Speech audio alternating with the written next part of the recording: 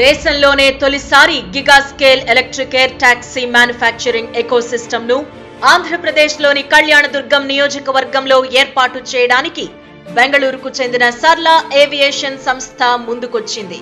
ఈ మెగా ప్రాజెక్టుకు సంబంధించిన ఒప్పందం విశాఖలో జరిగిన సిఐఐ భాగస్వామ్య సదస్సులో కుదిరింది.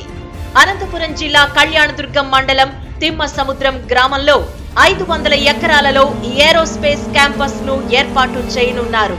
మొత్తం ప్రాజెక్టుపై 1300 కోట్ల పెట్టుబడి ప్రకటించారు. ఈ యూనిట్ లో electric vertical takeoff and landing air టాక్సీలను తయారు చేస్తారు. ప్రారంభ దశలో సంవత్సరానికి 1000 ఎయిర్ క్రాఫ్ట్లు తయారు చేయాలని లక్ష్యంగా పెట్టుకున్నారు.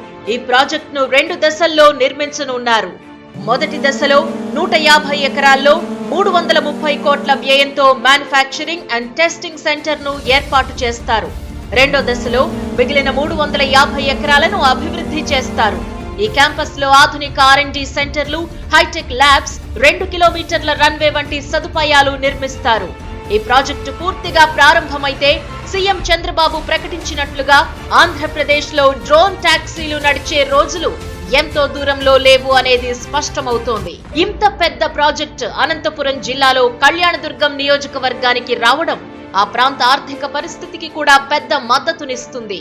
స్థానికులకు ఉద్యోగ అవకాశాలు పెరగడం, ప్రాంతీయ అభివృద్ధి వేగవంతం కావడం, చిన్న స్థాయి పరిశ్రమలకు కొత్త అవకాశాలు రావడం ఖాయం. మొత్తం మీద ఈ ప్రాజెక్ట్ అంతర్జాతీయ స్థాయి తయారీ కేంద్రంగా ఏపీలో ముఖ్యంగా కళ్యాణదుర్గంలో కొత్త అధ్యాయాన్ని ప్రారంభించనుంది. మన ఎమ్మెల్యే సురేంద్రబాబు గారు ఎన్నికల సమయంలో హామీ ఇచ్చినట్లుగానే తిమ్మ సముద్రాన్ని పారిశ్రామిక వాడగా అభివృద్ధి చేయడంలో అహర్నిశలు కృషి చేస్తున్నారు.